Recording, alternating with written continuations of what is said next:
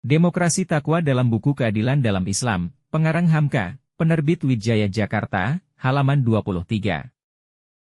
Maka timbullah pertanyaan apakah corak yang boleh diberikan kepada bentuk pemerintahan Islam teokrasikah atau demokrasi.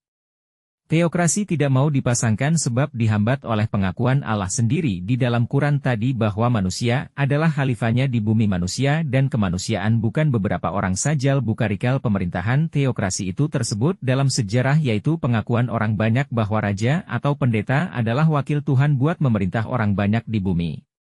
Sehingga pemerintahannya itu dipandang suci dan tidak boleh dibantah, tidak boleh disentuh sengah. Bukankah ini yang menjadi pangkal-pangkal keonaran dan kepalsuan di Eropa sebelum revolusi Perancis dan bukankah?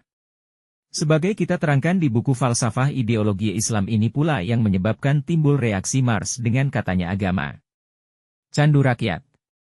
Demokrasi yang cepat masuk ke dalam pikiran kita sekarang ini yang menjalar dari peradaban Eropa Barat memisahkan agama dari negara tidak pula dapat dipasangkan sebab dalam keyakinan Islam kita mengatur negara bersama-sama adalah atas kehendak Tuhan. Kita angkat pemerintahan kepala negara dengan nama Raja, Khalifah, Sultan, Malik dan lain-lain adalah atas kehendak kita sendiri dan daulatnya adalah dari kita. Dia diakui Tuhan memegang negara dan diberi batas-batas syarat yang tertentu di dalam Quran dan hadis adalah karena kita angkat.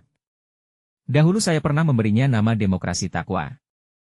Dan seorang ahli fikir Islam di Pakistan memberinya nama yang modern yaitu digabungkannya di antara teokrasi dengan demokrasi menjadi teodemokrasi. Tentang menyusun pemerintahan bagaimana yang praktis asal saja tidak menghambat kemerdekaan masyarakat lalu dikumpulkan kepada orang seorang sebagai diktator proletar Rusia hari ini dalam praktik atau beberapa orang dengan kekuasaan uangnya memegang kekang masyarakat dan memperkuda-kudanya lalu memberi nama itulah yang demokrasi sebagai Amerika sekarang. Maka tentang susunan mana yang lebih baik itu umat Islam dengan keizinan agamanya pun turut bersama isi dunia mencari mana yang lebih sempurna. Dasarnya sudah ada maka sekarang di zaman dunia telah diperkecil oleh mudahnya perhubungan dan alat-alat televisi dan lain-lain yang memperdekat kita kaum muslimin memasukkan dirinya ke dalam ikhtiar bersama sebab dalam Islam sudah dinyatakan bahwa kita manusia ini adalah umat yang satu.